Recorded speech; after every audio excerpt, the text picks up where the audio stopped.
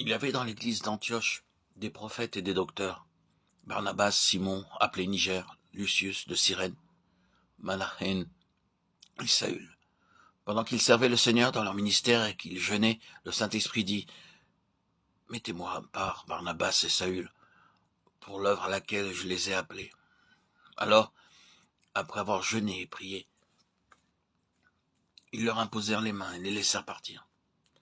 Barnabas et Saül, envoyés par le Saint-Esprit, descendirent à Séleucie. Acte 13, 1 à 4. Dans l'histoire que rapporte notre texte, nous trouverons de précieuses pensées pour nous guider quant à ce que Dieu demande de nous et à ce que Dieu veut faire pour nous. La grande leçon des versets que j'ai cités, celle-ci, c'est le Saint-Esprit qui dirige l'œuvre de Dieu sur la terre. Et ce qu'il nous faut faire, si nous voulons travailler vraiment pour Dieu, et si nous voulons que Dieu bénisse notre travail, c'est de veiller à ce que nous soyons dans une relation juste avec le Saint-Esprit, que nous lui donnions tous les jours la place d'honneur qui lui appartient. Et que, dans tout notre travail, et ce qui est plus est, dans toute notre vie intérieure privée, le Saint-Esprit est toujours la première place.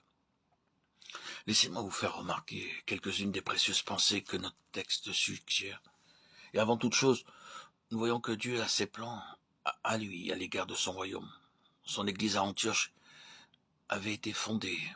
Dieu avait ses plans et ses intentions à l'égard de l'Asie et à l'égard de l'Europe. Il les avait conçus. Ils étaient à lui. Et il les révélait à ses serviteurs. Nous parlons d'une campagne d'évangélisation dans l'Est de Londres, mais ne savons-nous pas tous que notre commandant en chef organise la campagne et que ses généraux et ses officiers ne connaissent pas toujours les grands plans. Ils reçoivent souvent des ordres cachetés et ils doivent compter sur lui pour connaître les ordres. Dieu dans le ciel a ses plans pour l'Est de Londres. Nous n'en doutons pas. Il a des désirs et une volonté à l'égard du travail à faire et de la façon de le faire. Béni soit l'homme qui pénètre les secrets de Dieu et qui travaille selon les ordres de Dieu. Il y a quelques années à Wellington, nous avons ouvert un institut missionnaire qui est considéré comme un grand et beau bâtiment.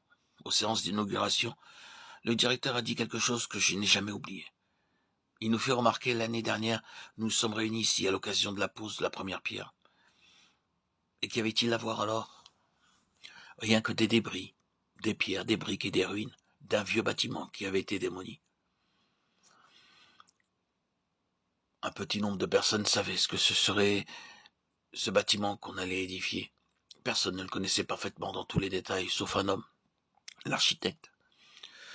Dans son esprit, tout était clair, et lorsque l'entrepreneur, les maçons et les menuisiers se mirent à l'ouvrage, ils prirent de lui leur ordre, et le moindre des ouvriers dut obéir aux ordres. Et ce bel édifice a été achevé. De même, ajouta-t-il, l'inauguration de ce bâtiment aujourd'hui n'est que la pose de la première pierre d'un édifice dont Dieu seul connaît la destinée.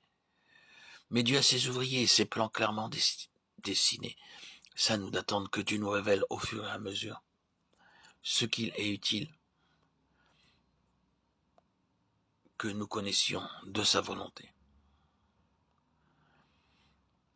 Nous avons simplement à être fidèles dans l'obéissance, accomplissant ses ordres. Dieu a un plan pour son Église sur la terre et pour son Église dans notre pays. Nous avons simplement à être fidèles dans l'obéissance, accomplissant ses ordres. Mais hélas, nous faisons trop souvent nos propres plans et nous imaginons savoir ce qui doit être fait. Nous demandons d'abord à Dieu de bénir nos faibles efforts au lieu de refuser absolument d'aller si Dieu ne marche pas devant nous.